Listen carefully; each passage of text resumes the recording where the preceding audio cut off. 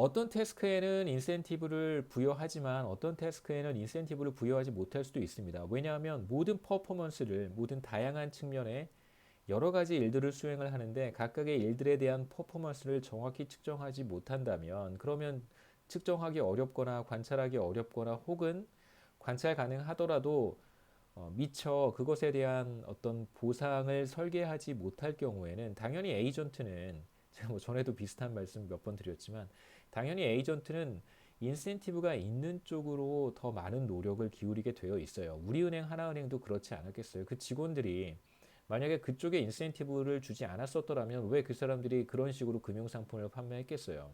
그것도 나이 드신 분들 혹은 뭐 정말 가지고 있는 그 투자할 뭐 안정적인 투자처라고 해서 가지고 있는 돈 사실 전 재산과 다름없는 뭐 1억, 2억 이런 돈을 예, 매우 리스키한 그런 곳에 투자하도록 만든 것은 그 사람들이 그런 쪽에 인센티브가 있었던 거잖아요. 그럼 당연히 인센티브를 잘못 설계한 사람들한테 반드시 그에 상응한 처벌을 해야 됩니다.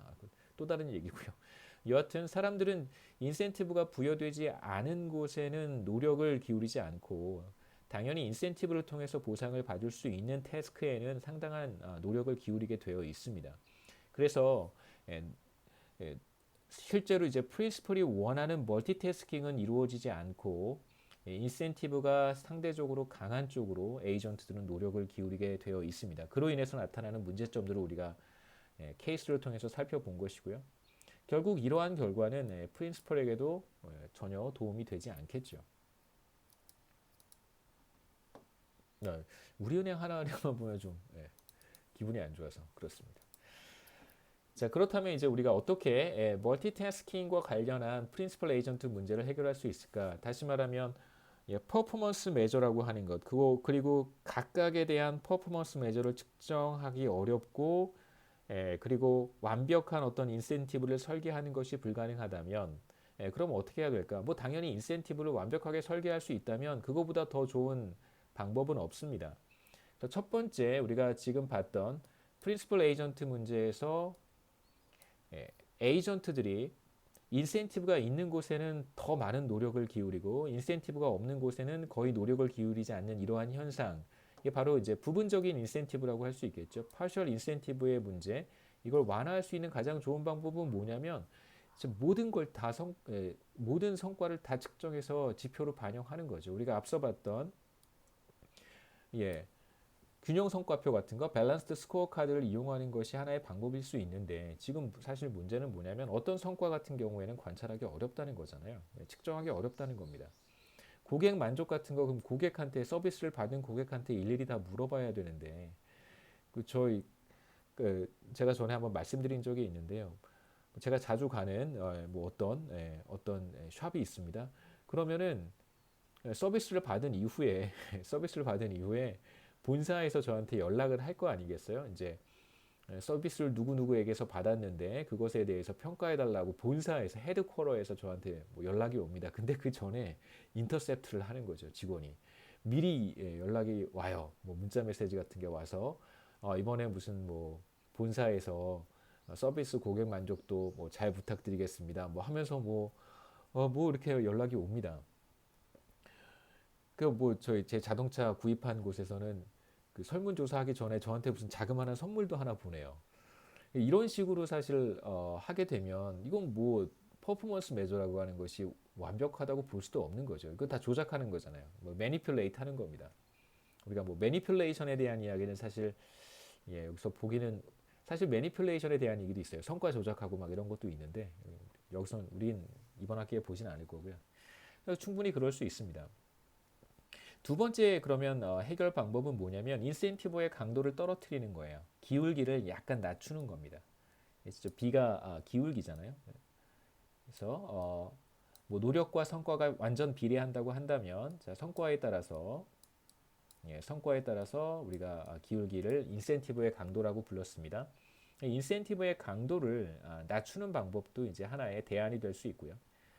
자, 그 다음에 우리가 또 하나 생각해 볼 수 있는 것은 이건 이제 이쪽 관련된 훌륭한 경제학자들이 여러 가지 이제 분석을 통해서 제안한 몇 가지 방법인데요. 그 첫 번째 대안으로 어떤 걸 우리가 생각해 볼 수 있냐면 애초에 인센티브의 강도를 아예 없애버리는 거예요. 제로로 두는 방법입니다. 이제 언제 이러한 그 방법이 효과적이냐면 첫 번째로 예, 그 부분적인 인센티브 설계만 가능할 때, 그러니까 완전한 인센티브 제공이 불가능하다면 그렇다면 어떤 태스크에도 인센티브를 주지 말라는 거예요. 그러니까 아까 우리 은행의 이야기로 돌아가서 예, 완벽한 성과를 측정을 해서 보상하는 것이 쉽지 않아요. 예, 할 수 있다면 만약에 은행이 할 수 있다면 직원들의 어떤 부분적인 성과만 측정을 하고 인센티브를 부분적으로만 설계를 하는 거예요. 그러니까 예를 들면 금융상품 판매한 거에 대한 실적 이건 측정할 수 있어요. 예, 그렇게 해서 성과를 매길 수밖에 없다면 이거는 파셜 인센티브란 말이에요. 예, 그렇다면 그 은행 직원이 열심히 일을 정직하게 일을 당연히 다 하겠죠. 그거는 사실 평가하기 어렵단 말이에요. 그러니까 범죄를 저지르거나 은행에 돈을 횡령하거나 뭐 이런 것들은 포착 가능합니다. 그럼 범죄 행위는 뭐 다 잡아낼 수 있겠죠. 하지만 파지티브한 측면에서 은행의 레퓨테이션을 제고하고 높이고 그 다음에 정직하고 신의와 성실의 원칙에 입각해서 일을 한다. 이건 사실 성과를 측정하기 매우 어렵단 말이에요.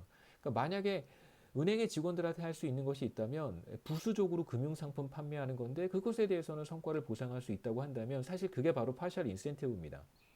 다른 은행이 굉장히 중요하게 생각하는 퍼포먼스에 대해서는 사실 인센티브를 줄 수 없는 거잖아요. 만약에 그런 경우라고 한다면 그러면 그냥 인센티브를 없애라는 거죠. 인센티브 강도를 제로라고 두는 거예요. 그럼 인센티브가 없어요. 그럼 골고루 다 알아서 골고루 다 중요하게 생각하고 일을 할 수 있을 것이라는 뜻입니다. 자, 두 번째 우리가 어떤 상황에서 인센티브의 강도를 0으로 둘 수 있냐면요. 예. 지금 effort misallocation이라고 하는 것이 무엇이냐면 은행의 예를 다시 한번 설명드리겠습니다. 그러니까 사실 고객들의 위험 정도를 파악하지 못하고 고객들의 어떤 자산 이런 것들도 파악하지 않고 무작정 그냥 금융상품을 판매하는 그런 행위 그런 것에 상당히 많은 노력을 기울이는 것. 그게 바로 effort misallocation이잖아요. 다양한 태스크가 있습니다. 은행이 중요하게 생각하는 다양한 업무 영역이 있는데 그 중에서 금융상품을 판매하는 것에 매진을 한 거예요. 상당히 많은 노력을 투입한 거예요. 직원들이.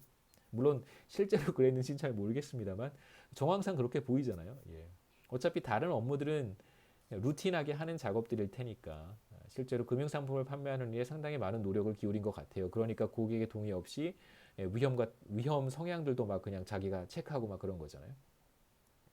그러니까 실제로 이러한 노력 수준의 잘못된 배분, 그러니까 노력을 더 투입해야 되는 데는 투입하지 않고 노력을 많이 투입하면 안 되는 곳에 노력을 더 많이 투입하는 형태의 비효율적인 어떤 노력 수준의 배분 문제가 매우 심각할 수 있다면 지금 우리가 봤던 금융기관의 문제, 우리가 앞서 봤던 웰스파고 뱅크의 문제, 그 다음에 컨트리와이드 코퍼레이션의 문제 이런 것들이 대표적으로 그런 사례라고 할 수 있습니다. 그렇다면 애초에 그냥 인센티브를 없애는 방법도 하나의 대안일 수 있습니다.